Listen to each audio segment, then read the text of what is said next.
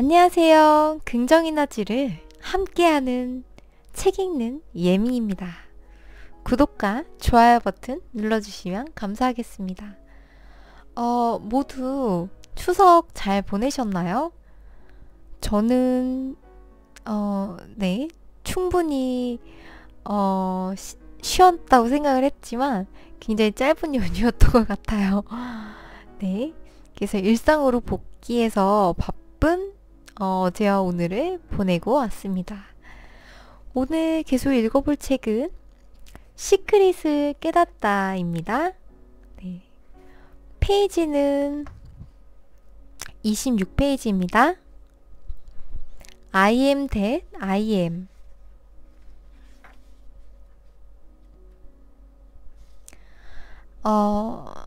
카밀로가 I am that I am 이라는 말을 자네는 들어봤나? 이렇게 합니다.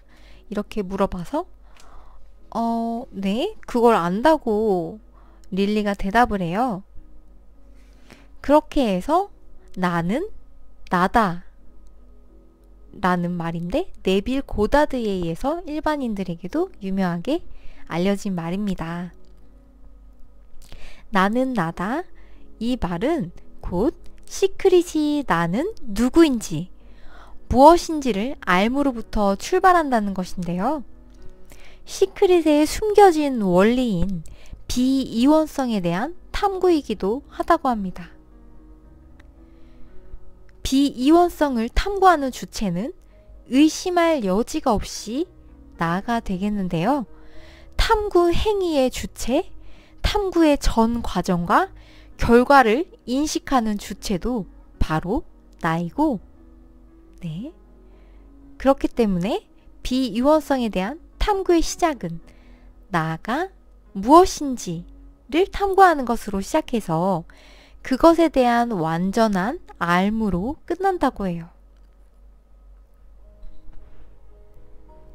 석가모니도 보리수 아래에서 깨달음을 얻어서 붓다의 경지로 넘어갔을 때 했던 수행 또한 이거랑 비슷하다고 하는데요. 모든 것을 있는 그대로 사유하는 방식을 통해서 마침내 존재의 실상을 깨닫고 붓다가 되었다고 합니다. 부처뿐 아니라 모든 깨달은 자들의 깨달음인 I am that I am, 이것이 바로 시크릿의 대전제인데요. 이러한 사유라는 것은 우리의 생각보다 훨씬 강력한 힘을 가졌습니다. 진정한 사유는 의식의 자기 탐구이자 관점의 전환을 함께 일으켜 직관의 영역에서마저 깨달음에 이르게 하는데요. 또한 진정한 사유는 합리적 의심이라는 장치를 통해 관점의 전환을 방해하는 마지막 장애물인 이성마저 온전히 납득을 시키는 힘을 가졌습니다.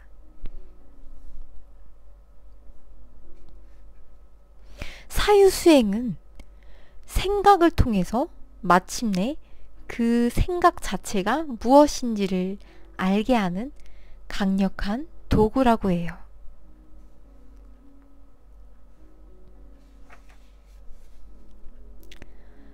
시크릿을 깨닫기 위한 첫 번째 단계는 나는 무엇인가 라는 물음이며 주체와 대상 간의 비이원성을 깨닫는 것으로 시작된다고 해요. 나는 나다. 나는 나인 자 그로다. 나는 스스로 존재하는 자다. 나는 내가 나라고 인식한 그 모든 것이다. 시크릿의 대가 네빌 고다드가 언급해서 유행시킨 I am that I am, 이것이 시크릿의 근본 원리이고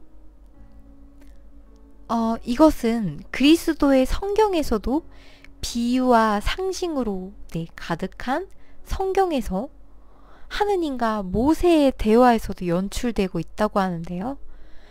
아까 붓다에서도 이것과 비슷한 것이 사유라고 했고, 사유를 통한 수행이 비슷한 게 있다고 했고요. 그리스도 성경에서도 이러한 깨달음을 얻는 장면이 나온다고 해요. 모세는 신과의 대화가 아니라 사실은 내면을 탐구하다 깨달음을 얻은 것인데, 이것을 마치 하느님과의 대화를 하는 것처럼 그런 식으로 이제 표현이 된다고 해요. 그렇게 해서 깊은 명상으로 들어가서 나는 누구인가를 탐구해서 깨달음을 얻은 것이라고 하는데요. 스스로 탐구해서 마침내 답을 구한 인간의식을 상징한다고 합니다. 나는 누구인가? 당신은 누구십니까?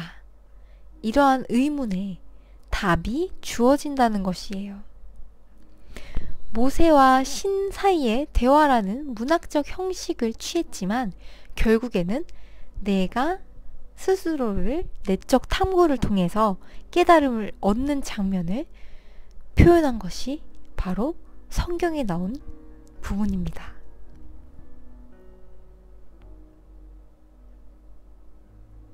성경 안에서 이미 신의 이름이 나, 즉 I am 이라고 밝히고 있는 것입니다. 이 I am은 인간의 근원적인 존재감으로서 순수의식, 존재의식이라고 부른다고 하는데요. 의식 수련, 즉 명상을 깊이 해본 사람들은 어느 지점에서는 순수한 존재감만 남게 되는 것을 체험한다고 해요. 나는 무엇이다 라는 무언가와 동일시된 자신이 사라지는 것이죠. 자아 정체성이 순수한 존재의식 안에 녹아든 상태라고 하는데요.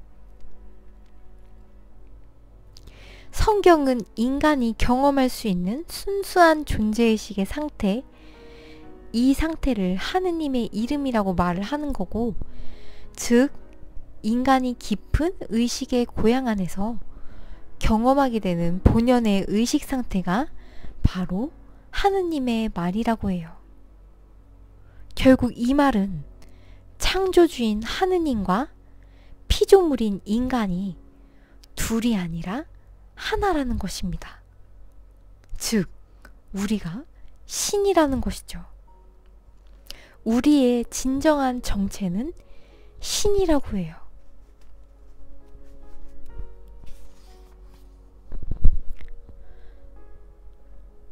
네, 그렇기 때문에 나는 누구인가? 나를 찾기 위한 대전제로서 나를 인식의 주체로 정의를 해보자면, 나는 본다, 나는 생각한다, 나는 걷는다, 나는 기쁘다, 나는 예쁘다, 또는 못생겼다, 이런 내용, 우리가 무엇을 하든 어떻든 간에 그것은 인식 안에 들어올 때 비로소 존재를 하게 된다고 해요.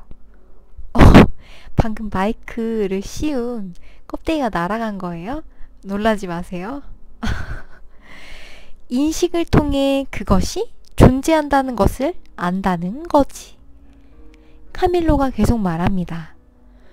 그렇다면 나는 의심할 여지 없이 이러한 모든 인식 행위를 아는 자, 즉 인식의 주체가 아니겠나? 따라서 나를 찾는 가장 쉬운 방법은 이 인식의 주체를 찾아보는 것일세. 눈은 모든 것을 본다. 코는 모든 것의 냄새를 맡고, 입은 모든 것을 맛을 보고, 귀는 모든 것을 듣고, 손은 모든 것을 만진다. 이 모든 오감, 이것이 할 수 없는 한 가지가 있다고 하는데요. 그것은 바로 자기 자신입니다. 눈은 보는 주체이기 때문에 대상이 아닌 주체인 자신을 볼 수 없고, 코는 냄새를 맡는 주체이므로 대상이 아닌 주체인 나의 냄새를 맡지 못하고, 귀는 듣는 존재이므로 대상이 아닌 주체인 자신을 듣지 못하고, 입은 자신을 맛보지 못하고, 손은 만지는 주체이므로 대상이 아닌 주체인 자신을 만질 수 없다네. 이것이 인식의 주체인 나를 이렇게 오감으로 취할 수 없는 실질적인 이유라고 합니다. 저는 이것을 읽고 나 이렇게 냄새 맡을 수 있고 이렇게 만질 수 있지 않나 라고 생각을 했는데요. 이렇게 만지고 또 이렇게 냄새를 맡는다고 하는 것은 나라는 그런 어떤 주체에 대한 의미보다는 나의 어떤 육신, 나의 그냥 내면, 나의 주체 내면이 아닌 나의 껍데기, 몸, 나의 팔, 네, 육신, 이렇게 해석을 해야 될 것 같습니다. 육체는 뒤에 내용으로 미루어 봐서 그래요. 뒤에 육체는 내가 아니다. 인식되기 때문이다. 그래서 육체는 내가 아니다. 감정은 내가 아니다. 인식되기 때문이다. 그래서 감정은 내가 아니다. 생각은 내가 아니다. 인식이 되기 때문에 생각은 내가 아니다. 나에 대한 온갖 타이틀은 내가 아니다. 인식이 되기 때문이다. 그래서 온갖 타이틀은 내가 아니다. 이름이 부여되고 개념이 정해진 것은 그 무엇이 되더라도 내가 아니라 인식의 대상이라고 해요. 만일 누가 나라고 주장을 한다면 그것은 이미 인식의 대상일 뿐이지 인식의 주체가 될 수 없다고 해요.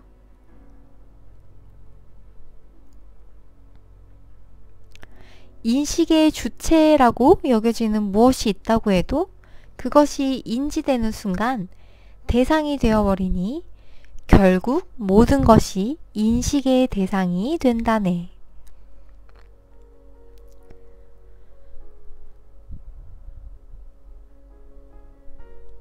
인식의 주체는 인지될 수는 없지만 항상 존재한다고 해요.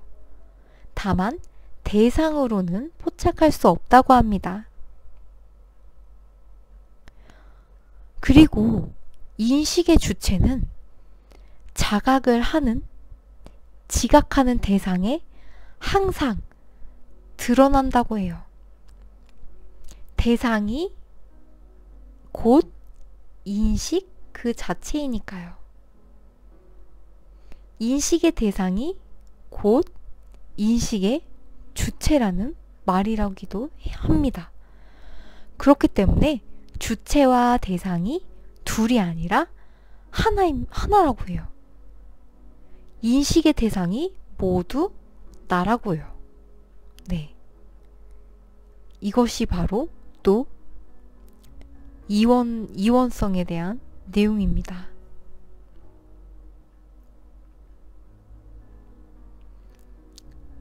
둘이 아니라 하나라는 것.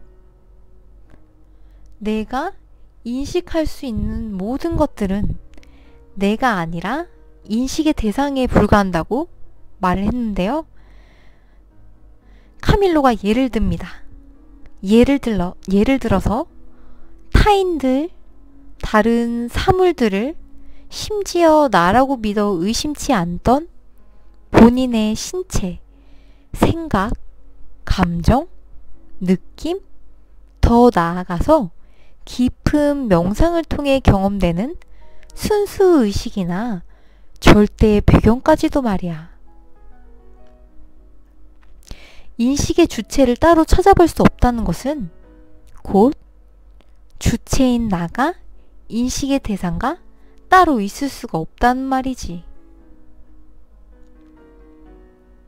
모든 인식의 대상이 인식의 주체인 나가 되는 것일세. 결국 나는 인식되는 온 세상 그 자체였다는 뜻이야.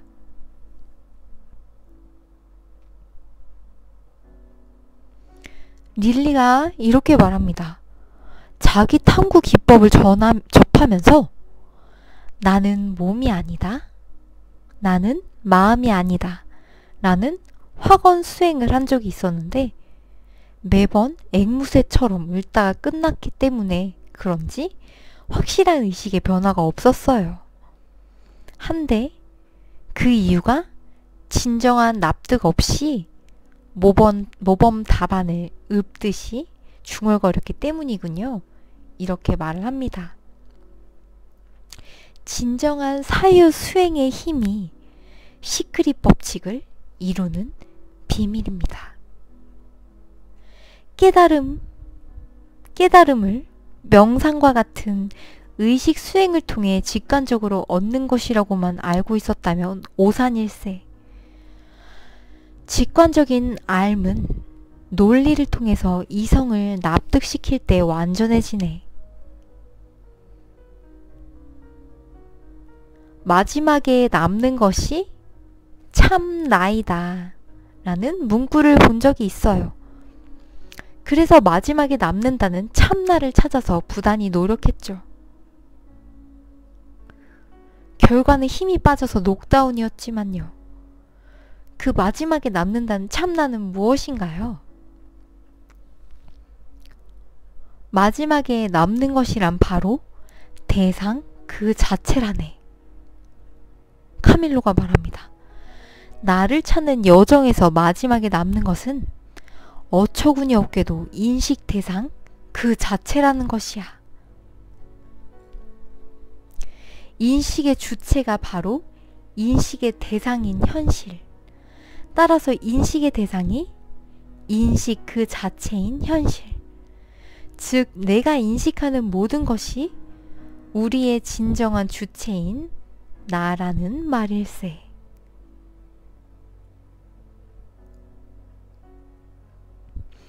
여기서 아직 말하지 않은 비이원성의 최후의 깨달음인 I am that I am에 대한 해석.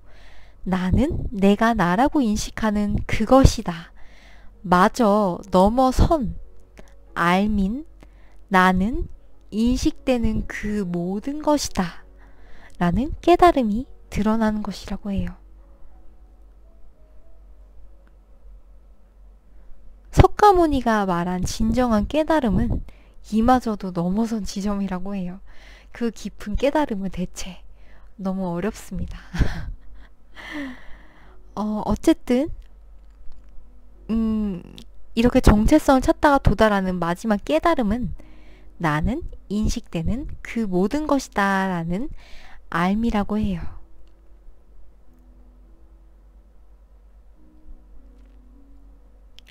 우리는 서로가 서로의 대상으로서만 존재할 수 있기에 각각의 개체 존재는 서로에게 존재의 필요 조건이라는 말을 카밀로가 하면서 나는 나 아닌 것이 없는 나일세. 그래서 나에게서 남이 태어남이 되는 것이지. 이 존재 방법이 바로 하느님께서 스스로 존재하시는 방법이라네. 예수님께서 아버지와 나는 하나다 이렇게 말을 했고, 인도의 아드바이타 영성은 순수한 존재의식이 존재의 근원 그 자체이다 라고 말을 했다고 해요.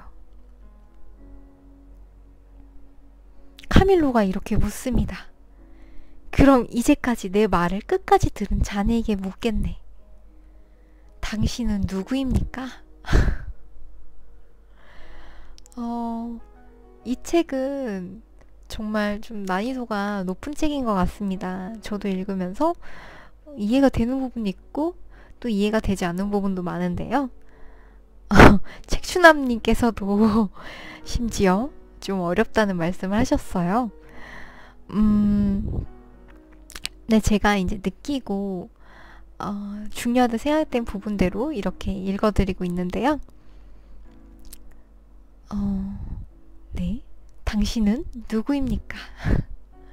여기에 밝혀진 바로 의하면 나는 인식하는 세상의 그 모든 인식의 대상과 내가 둘이 아니라 하나라고 합니다. 그렇기 때문에 모든 내가 인식하는 세상의 어떤 대상에는 내가 녹아 들어가 있다고 해요. 그러므로 진정하게 내가 시크릿을 한다고 하면 저것이 당연히 내 것이라고 여길 수 있어야 되고, 당연히 저것은 부자를 보고도 남이라고 느껴서는 안 되고 마치 나처럼 느끼고 네, 그런 것들을 다 의미하는 것 같습니다. 그런 거에서부터 시작해가지고 모든 존재를 이해하고 나의 부정적인 면이 드러나서 저 면이 나타났고 나의 긍정적인 면이 드러나서 이렇게 세상에 표현이 됐구나 하는 것들을 이제 말을 하는 것 같고요. 또 뒤에 내용을 보다 보면 이제 인식과 시공간의 내용이 나오는데요.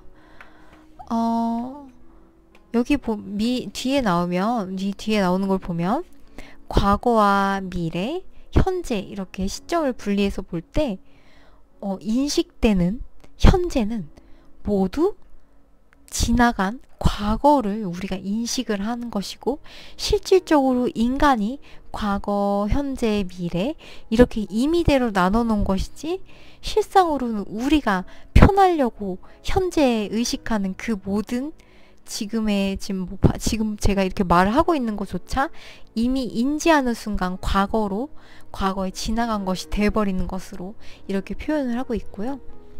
또 미래의 경우에도 우리가 임의대로 그것을 정해놓은 거기 때문에 그 시공간은 우리가 생각하는 것과 다르다고 합니다. 네.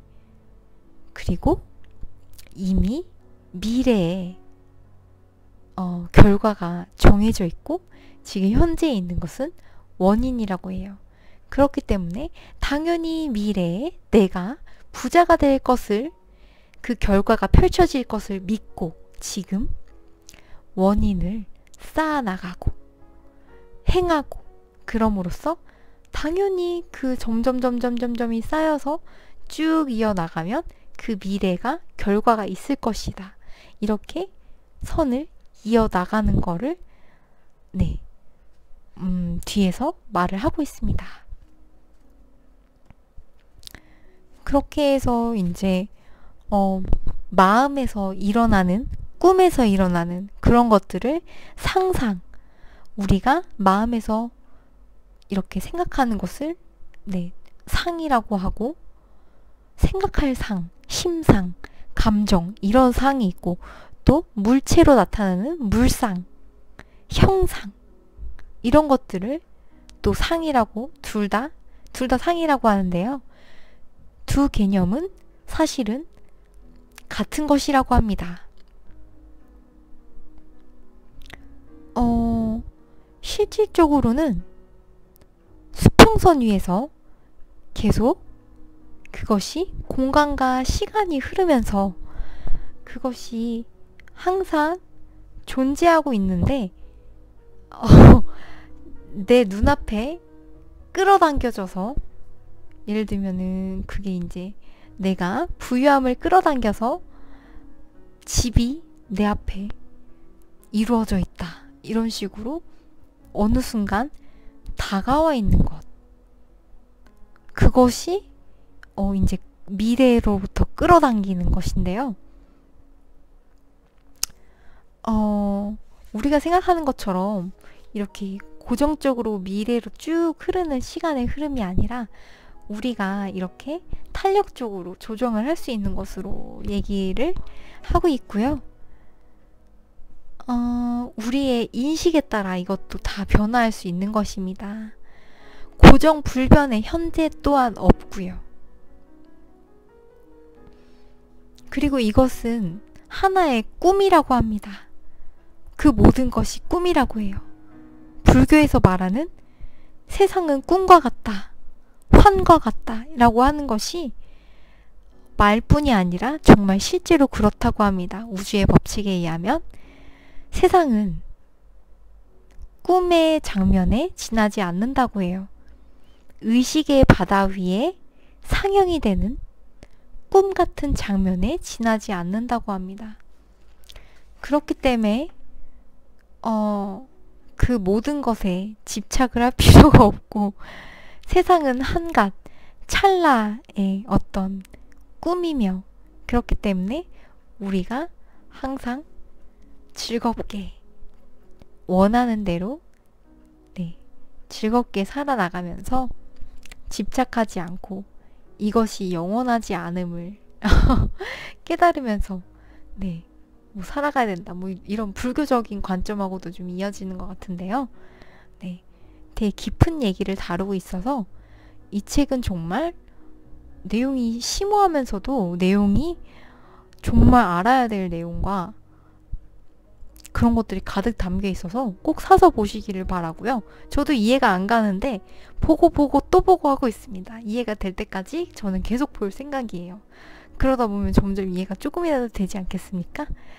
그러면 좀이라도 도움이 되셨길 바라면서 그러면 오늘은 여기까지 할게요. 좋으셨으면 구독과 좋아요 버튼 눌러주시고요. 다음에 봐요. 안녕. 사랑합니다. 축복합니다.